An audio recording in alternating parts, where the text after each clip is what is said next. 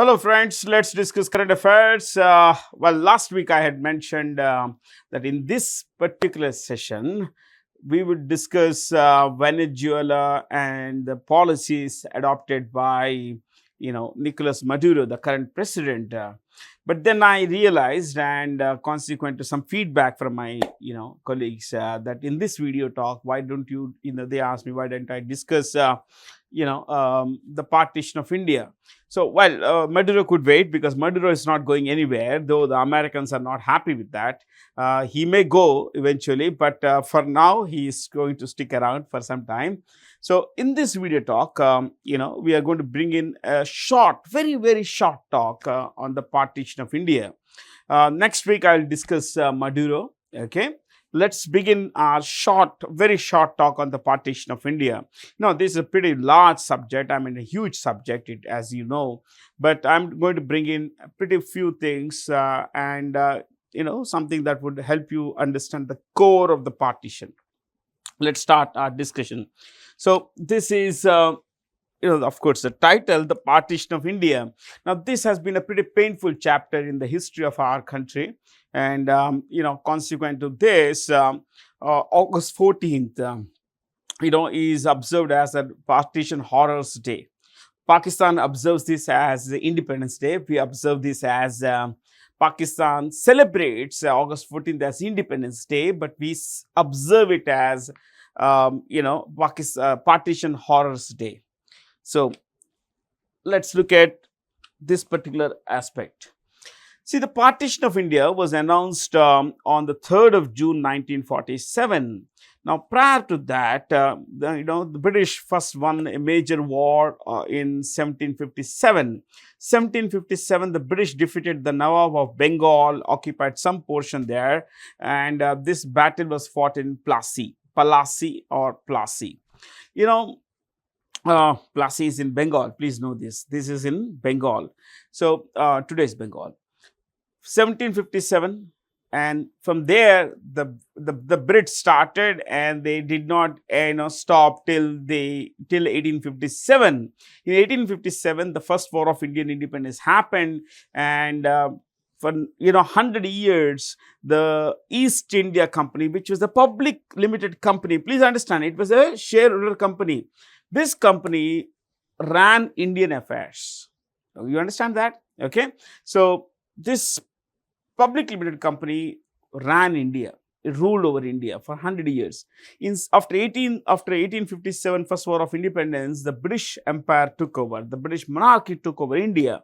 And for the next 90 years, the British Empire, that is the British Crown or the British monarchy, ruled India. Okay, so in all, you could say the large parts of India, starting with a small portion in Bengal, till eventually running the whole of Indian Empire, South Asia, the Brits were there. And please understand that for 190 years, they ran this like their personal fiefdom. India was a jewel in the British crown, my friends. So, the partition of India was announced on the 3rd of June 1947, and the basis for this was the two-nation theory. The two-nation theory was popularized by Muhammad Ali Jinnah. Muhammad Ali Jinnah was, as you know, the father of Pakistan. He was also leader of the Muslim League. Some other day, I'll tell you the story of Muhammad Ali Jinnah. These are things that fascinate me no end, my friends. I seriously am in love with history, especially with the actions of people which have shaped our lives, which have shaped the world we are a part of. So, the two-nation theory, as popularized by Muhammad Ali Jinnah, stated that Hindus and Muslims were two separate nations. Hindus and Muslims were two separate nations. Nation here relates to people, okay? Hindus and Muslims are two separate peoples and hence could never live together in peace. That is the surmise of this two-nation theory. Hindus and Muslims are two separate nations and hence could not live, in peace together. Could not live in harmony together. Could not share a similar way of life together. That's what the two-nation theory says. And this led to a demand for the homeland for the Muslims of India, undivided India. this entire idea that some Muslims stayed back in India, some people left basically, is a matter for another debate. Okay, why they chose to remain, why they chose to leave, these are all things that are open to discussion. Now, you could discuss this with your friends, or you could read some literature on this, but understand that there is no single truth behind this. Okay, if you discuss this with 10 different people, you may get 10 different opinions. And remember, these are all perspectives, they need not be the truths. Okay, now here the two-nation theory said that Hindus and Muslims were two separate nations, and hence could never live in peace together. And ladies and gentlemen, this called for the division of India, the partition of India, on the lines of religion. Please know this, on the lines of religion. However, we may love to say that religion was not the basis. Please appreciate the fact that religion was the basis. That Hindus and Muslims could not live together was the idea behind the two-nation theory. The core idea, the gist of the two-nation theory was this. So, now the thing was that majority, in those days, India had 562 princely states. There were areas directly ruled by the British Empire, but 562 chota mota, big, large, big, small, large, small kingdoms were there, princely states were there. Some of them where the population was majoritarily Hindu opted to join the Indian Union. Some opted to join the Pakistanis, the new nation of Pakistan. Now, understand something more here, but that there were a few more states that chose neither to join Pakistan nor India. They said, we are happy being where we are, that is independent. The British would leave us. Well, we don't want to be a part of Pakistan, we don't want to be a part of India, so we are happy being independent. Now, I'll bring to you a few of those states. I'll just mention them. Maybe, in the course of our summer discussion, some other time rather, we would bring those stories alive. Who's this guy? Well, there was always this problem as to who would partition India, who would draw lines on the map of undivided India, who would decide this will be Pakistan and this will be India. Well, the problem was that there would always be bias. The Muslims would accuse the Hindus if the Hindus were to draw a line and choose a particular partition line, or the Muslims would choose a particular partition line. Either community would accuse the other of being biased. That, look, you took more land and you gave less land to us. So to remove all sorts of bias and prejudice, the British government brought in this man, Cyril Radcliffe. Cyril Radcliffe was a British lawyer. He was a lawyer. He had never been to part of, undivided India. He had never been to the subcontinent. He had never been to India. So, and he said that I had not heard of India. Well, that would be a little quite unbelievable, given that he was a lawyer. But anyway, this guy said that I have no interest in this particular part of the world. So he was brought in here. He was offered 3,000 pounds. 3,000 pounds in those days was a princely sum, my friends, a huge amount of money. So he was brought in and he was told that, you have till about August 14th. Yeah, because that's when Pakistan was created. You have the next few days to draw a line between India and Pakistan. How did this guy look? This is Cyril Radcliffe. Cyril Radcliffe.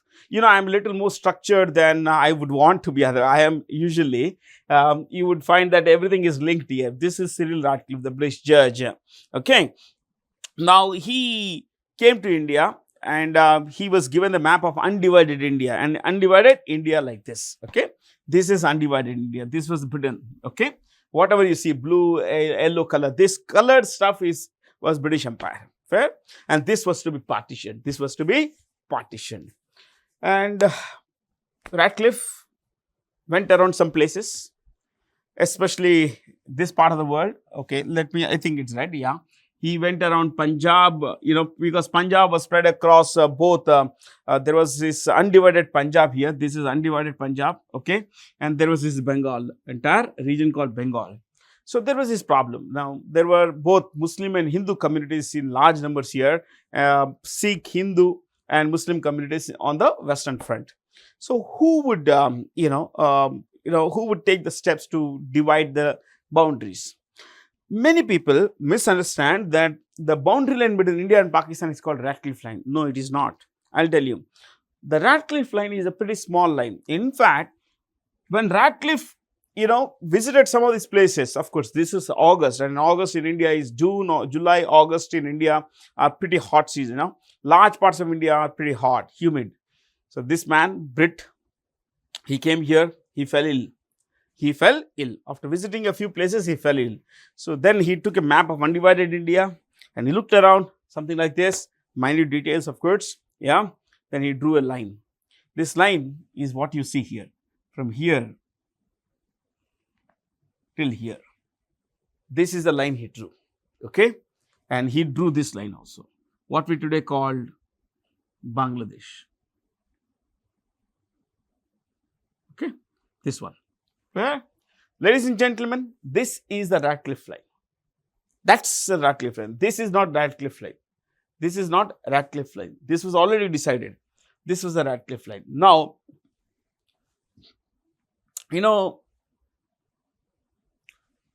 Kashmir, the Kingdom of Kashmir, Junagadh, Hyderabad chose to remain independent. These states here, Hindu majority states, or states with majority Hindu population became a part of India, and majority Muslim population parts became Pakistan. This was all Muslim majority area. This is what you today call Bangladesh. Here there was a place, there was a particular province here. It's not there in this map, called Kalat. What is it? Kalat. I'm just using my finger here instead of a pen. Kalat, my friends, was this, chose to remain independent, but in 1948, Pakistan occupied it. Okay? Pakistan occupied it.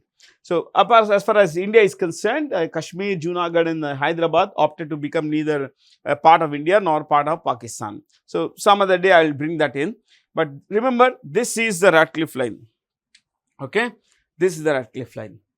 Nothing else. Only on the Western Front, where there were basically Muslim and Hindu majority areas primarily. And this again, Muslim and Hindu majority areas in the east. Here, apart from Muslims, there are two communities, Hindus and Sikhs. Hindus and Sikhs. So, this was Hindu and Sikhs. At the time of partition, millions of Sikhs and Hindus together, they migrated to Hindu majority areas, Sikh majority areas, that is into India, whereas the Muslims from here migrated to Pakistan. Muslims from, in eastern India, a lot of them migrated to Pakistan, while the Hindus, when we say Pakistan, this is Pakistan, East Pakistan. Remember, I'm talking of this, today we call Bangladesh, but this was Pakistan. So, the Hindus in this part of the world, today's Bangladesh or yesterday's East Pakistan, migrated to other parts of India, especially in East India. So, this was a bloody event, my friends. A lot of blood was shed. Estimates vary as to the number of people who died here.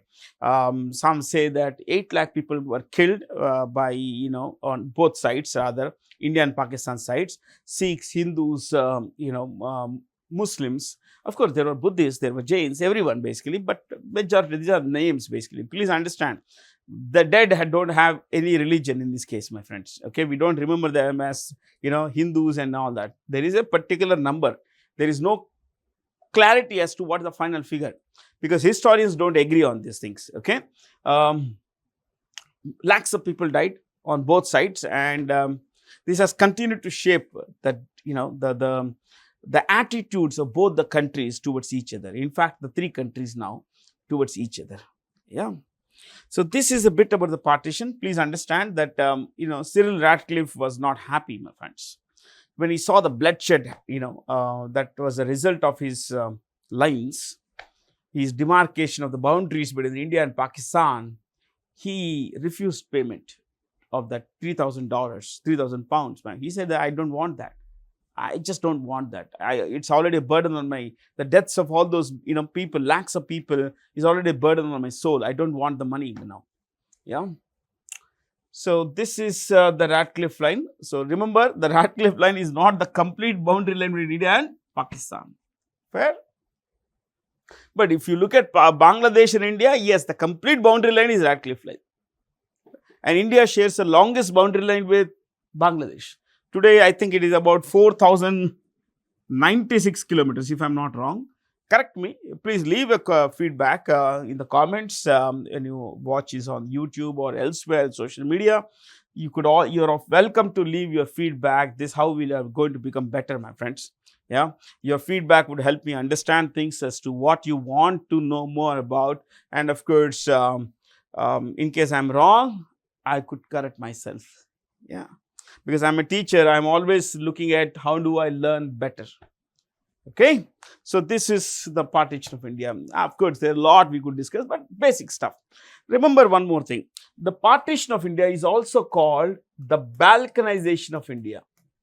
Balkanization. Any partition is called balkanization. Why? In Eastern Europe, there is a mountain range called Balkan. Okay, Romania, Hungary, what you call Yugoslavia region, old Yugoslavia, that is Serbia, Montenegro, Albania, Croatia, this entire region. So the mountains there, made for natural boundaries. So the mountain was the boundary line. So here, the partition of India is basically the balkanization of India, division of India. Okay. Normal current affairs now, our weekly stuff. This is Daljit Singh Chaudhary. He is the DG of Sashastra Seema Bal. He's also become the DG of the Border Security Force. The Border Security Force is India's first line of defense. First line of defense. This was raised after the 1962 China War, Indo-China War. What are the choices here? CRPF, this is headed by Anish Dayal Singh. Anish Dayal Singh. Okay. National Security Guard is headed by Nalin Prabhat. Nalin Prabhat. Nalin Prabhat. Okay. And of course, he is going to be the next DG of Jammu and Kashmir Police. Okay. Indo-Tibetan Border Police is headed by Rahul Rasgotra. Rahul Rasgotra.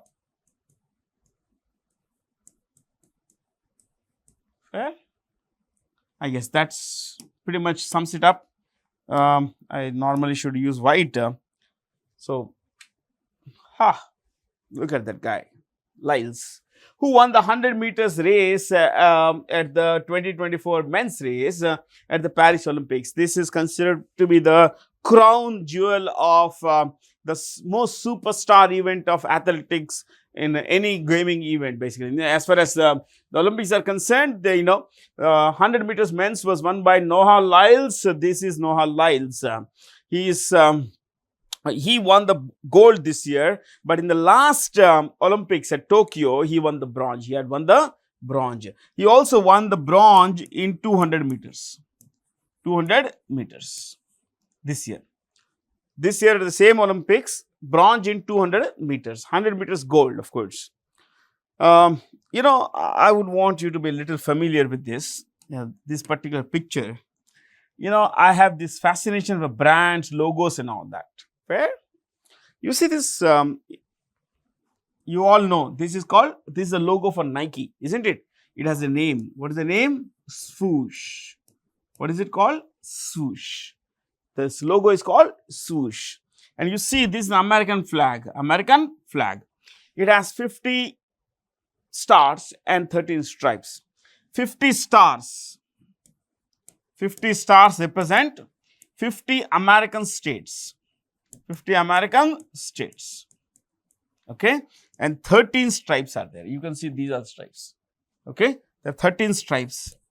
These 13 stripes are the 13 original colonies of the US in 1776. At the time, America, declared independence from British rule in 1776, there were 13 original colonies, or you can simply say 13 original states, all on the east coast basically. Okay. So, these 13 lines represent 13 original colonies, and stars represent the number of current states. Current states. The flag is called Star and Spangled, stars and stripes, star and stripes, stars and stripes. Who won the gold medal in the tennis singles men's event at the Paris Olympics 2024? Djokovic, won it. He defeated Alcaraz in the final. Please know one thing: Djokovic, lost to Alcaraz in the Wimbledon final a couple of months back. In fact, in June. But look, now he has defeated Alcaraz, and this is the only medal that Djokovic has not had. But now he already, he also has the Olympic medal. Olympic gold. Now, this is men's. What about women's? Women's singles winner. I'm just discussing the name of the winner. Okay, Zheng. The winner of the women's singles title at the Paris Olympics is Zheng Qinwen of China. Zheng Qinwen of China. And you know what? Zheng is the first female, in fact, across genders, male or female Asian to win an Olympic singles gold medal. The first Asian to win, either among men and women, to win a singles gold medal at the Olympics, basically. Okay, Qinwen of China.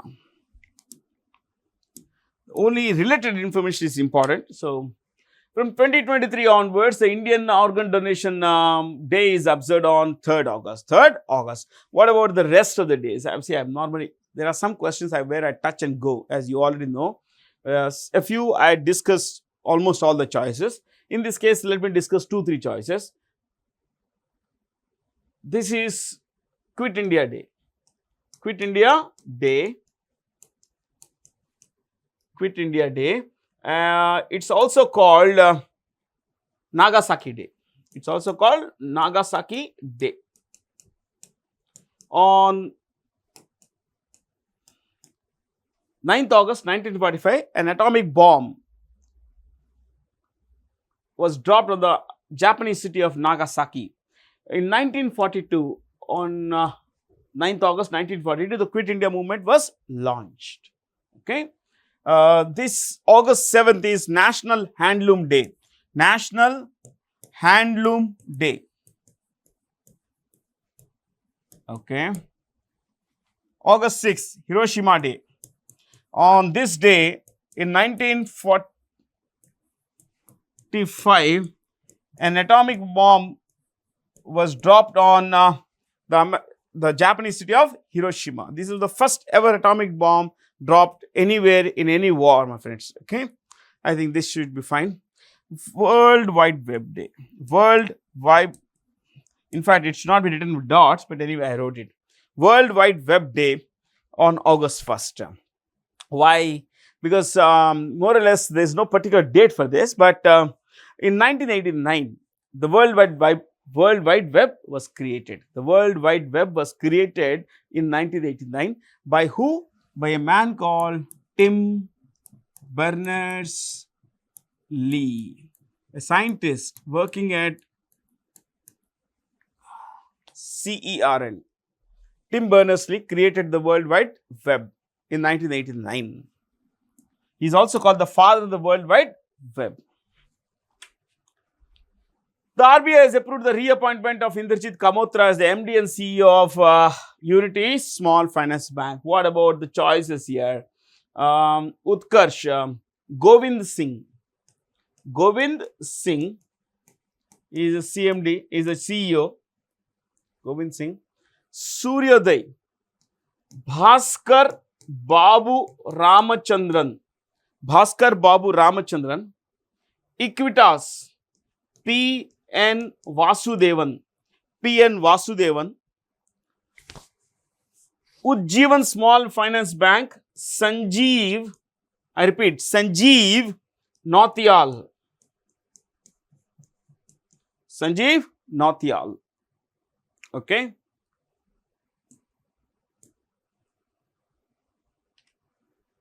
Name the Bangladesh Prime Minister who resigned and left the country in the wake of violent protests. We all know Sheikh Hasina.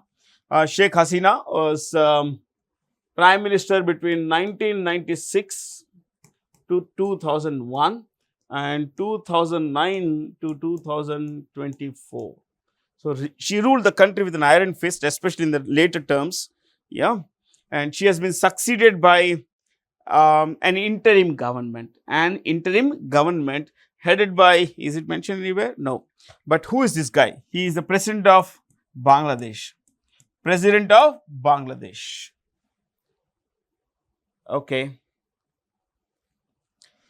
Begum Khalida Jia is the head of the Bangladesh National Party, BNP. Bangladesh National Party. Sheikh Hasina owned the Awami League. This is the name of our party. Awami League. Awami League. Okay? Chali.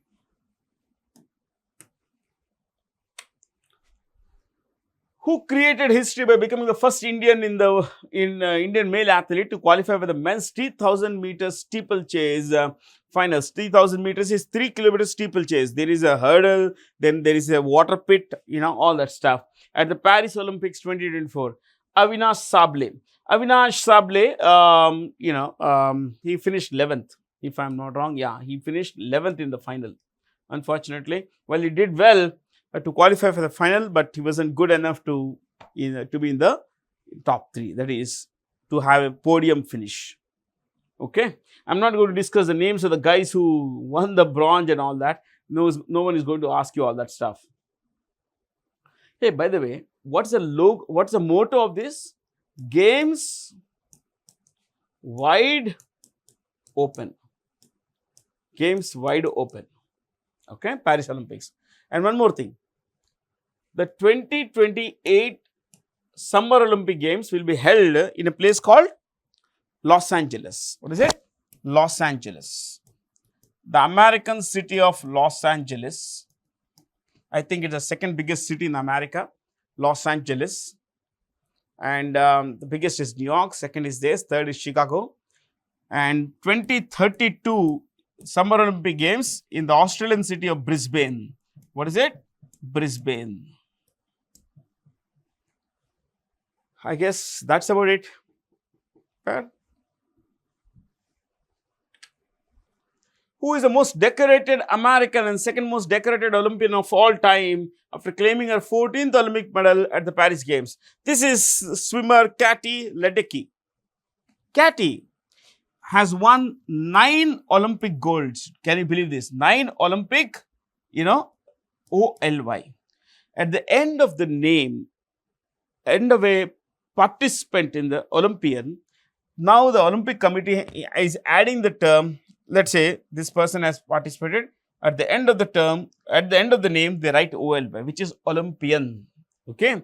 So she has won 9 Olympic golds. Can you believe this? 9 Olympic golds, my friends. And 21 World Championship golds. She has won 21, 21 gold medals at World Championships and 9 Olympic golds. Yeah, that's a lot of golds, isn't it? And she's considered the greatest female swimmer of all time.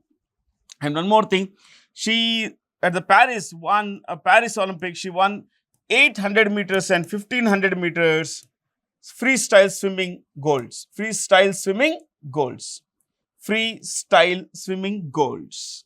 Both in 800 meters as well as 1500 meters.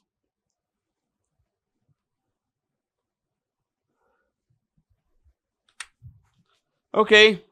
Dash has been conferred with the Companion of the Order of Fiji, the country's highest civilian award. This is our president, Honorable President Draupadi Murmu is in Fiji, and she's gone to Fiji. And remember, this is Fiji, the small islands. Fiji comprises 330 islands. 330 islands for a total area of 18,274 square kilometers. You don't have to remember the number. I remember it because I am greatly fascinated by the island countries here. Okay, you see this Nauru here. just 21 square kilometers. Tuvalu, 26 square kilometers. I'm generally familiar with this part of the world. So, and with this area, it is able to subsist a population of 9.25 lakh. 9.25 lakh. And Fiji, while it has 330 islands, a little over 100 are inhabited, but populated. Fair? Hundreds and hundreds of Indians were taken by, the Brits to work here in their colony, sugarcane plantations and all that. They settled there, and today, 38% of the Fijian population of 9.25 lakh, 38% is of Indian origin. Indian origin. Persons of Indian origin. 38% of Fijian population is of Indian origin. And about the religion, 28% practice Hinduism. 28% practice Hinduism. Okay. And one more thing. What's the capital of Fiji? Suva.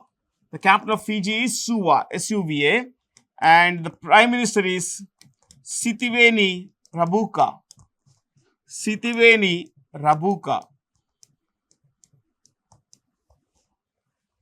Okay.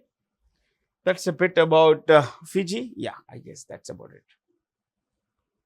Who are these guys here? Om Birla, the Speaker of the Lok Sabha. Jagdeep Dhankar, Vice President of India and Chairperson of the Rajya Sabha, de facto of course. Subramanian Jaishankar is the Foreign Minister of India. Rajnath Singh is the Defence Minister of India.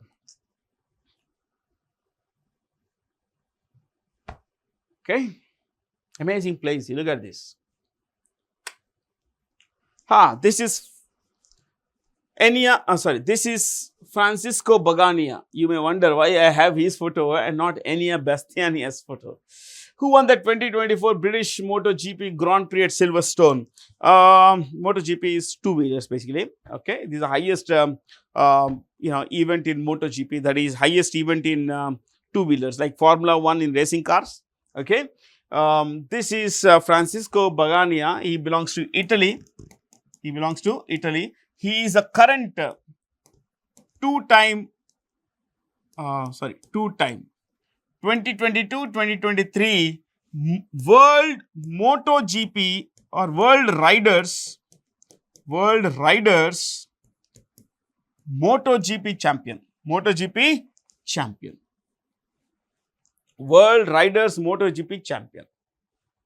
So, yeah. See, you can look at the logo, you can learn a lot of good things. Who are the sponsors and everything. Yeah. So, plenty of stuff you can learn, my friends. If only you keep your eyes and ears open, you can learn a lot of good things. This is Ducati. What is this? Ducati. D-U-C-A-T-I. Ducati is a two-wheeler company which is owned by Volkswagen.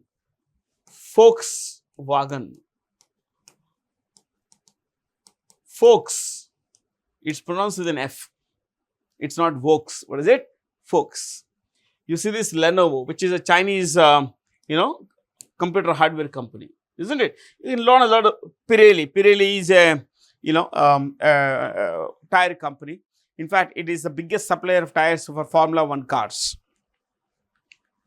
Identify the Indians selected for NASA's Axiom 4 mission. This is Subhanshu Shukla and this is Prashant Nair. But it is Subhanshu Shukla who is going up Axiom 4 mission. Where this mission will be launched aboard a SpaceX rocket called Falcon 9. This rocket's name is Falcon 9. The company that is going to launch it is SpaceX, and the contract for this entire thing has been given by NASA, which is America's space agency. Okay, I guess that's pretty much about this. So, the first Indian to go into, first Indian astronaut ever was Rakesh Sharma. His backup was a guy called Ravish Malhotra. And here, Shukla's backup is Nair. That's how you look at it. If not him, this guy will walk in. That's it. Okay. Which countries? Sweden's Armand Duplantis set a new world record to retain the world pole title, pole vault title at Paris Summer Olympic Games. This is Duplantis. Okay, he's just 24 years old. Just 24-year-old Armand Duplantis has won gold medals at the last two, the current as well as the previous Summer Olympic Games. Two-time world champion and Diamond League, which we have all come to know because of our javelin superstar Neeraj Chopra. He has won the number one position, the gold there in 21, 22 and 23. All of 24, just 24 years old. He is considered the greatest pole vaulter of all time. Yeah, his nickname is Mondo. What is it? Mondo.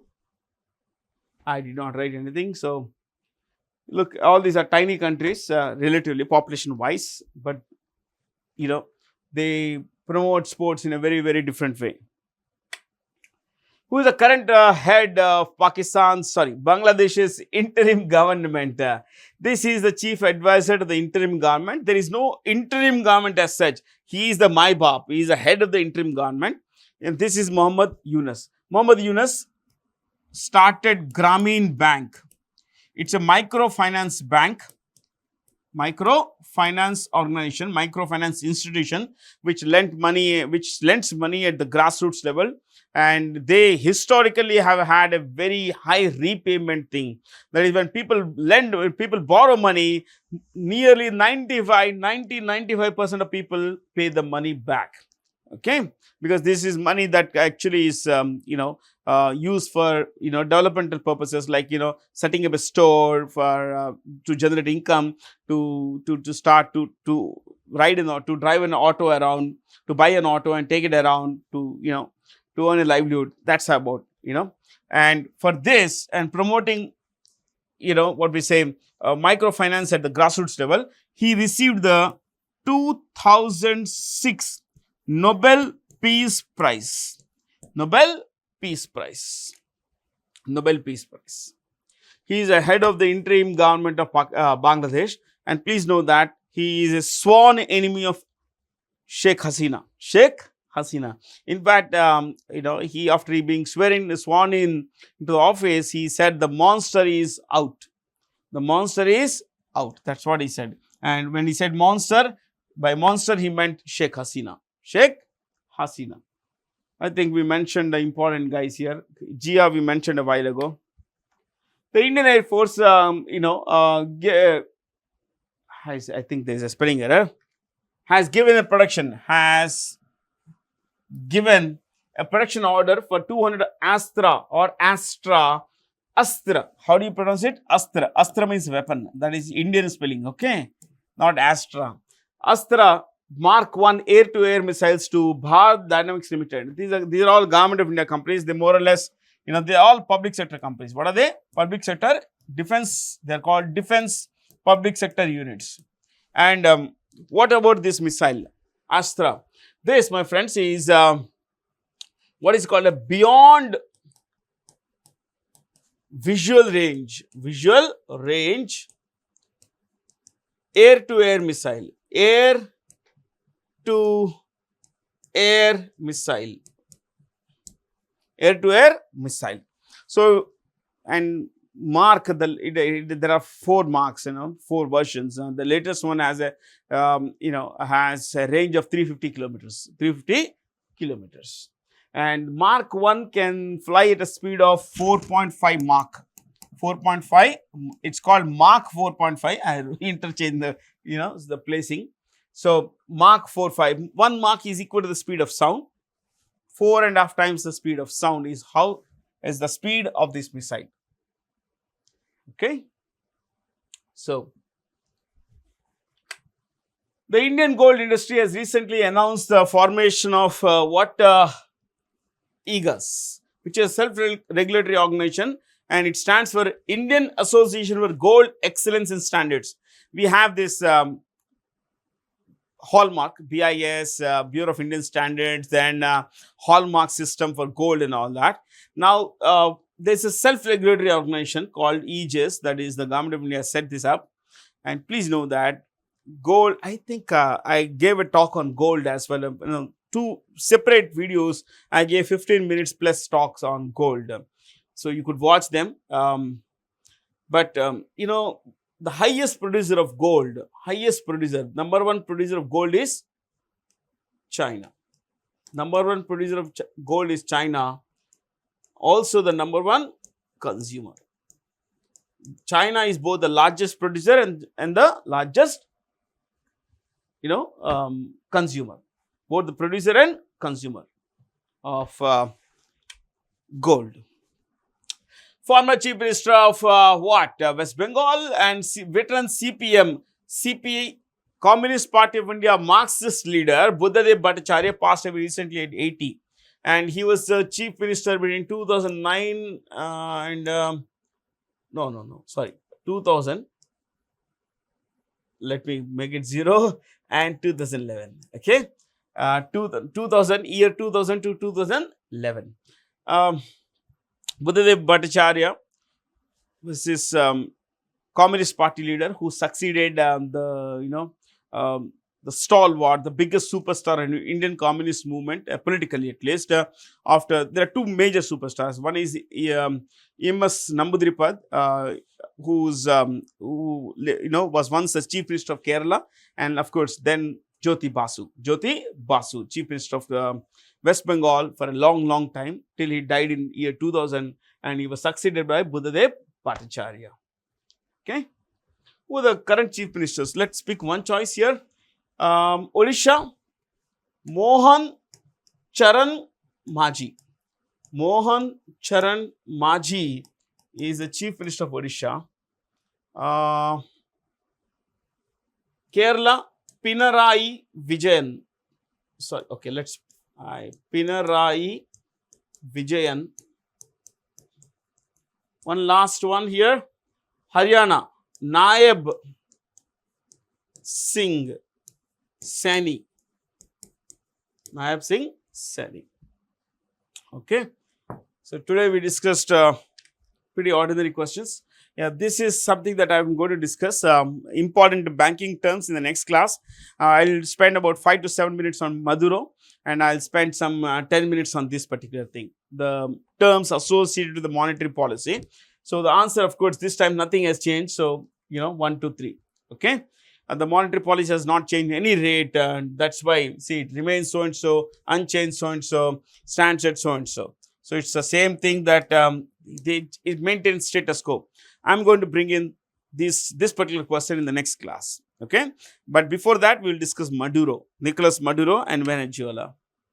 As per the Sovereign Wealth Fund Institute, which is the world's richest central bank, well, it has assets of over $7.8 trillion, my friends. And that's the American Federal Reserve. American Federal Reserve is headed by, I think it's Jerome Powell. Jerome Powell, is it? Yeah, I guess. Jerome Powell is the chairperson, is the governor or chairperson of the US Federal Reserve. US Federal Reserve. Okay.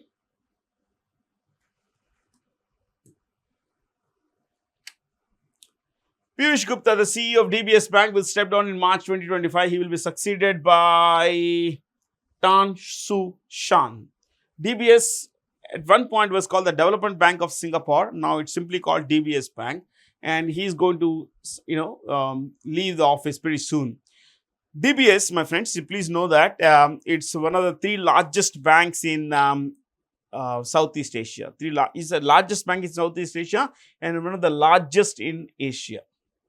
Sashidhar Jagdishan, and those of you who are curious, Piyush Gupta, I think, went to IIM Ahmedabad for his MBA. Sashidhar Jagdishan, HDFC Bank. He's the CEO of HDFC Bank. Okay. Jamie Dimon, JP Morgan and Chase, full name. David Solomon, Goldman Sachs.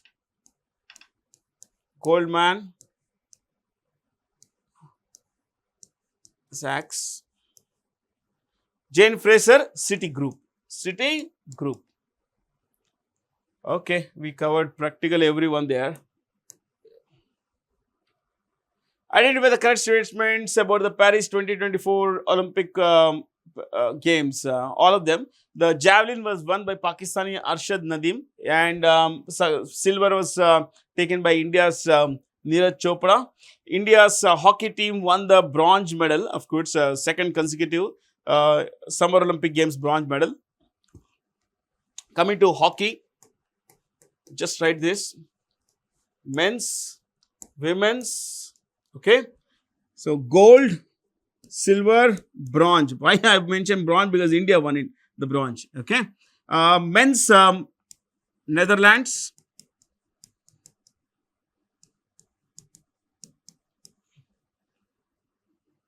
silver went to Germany,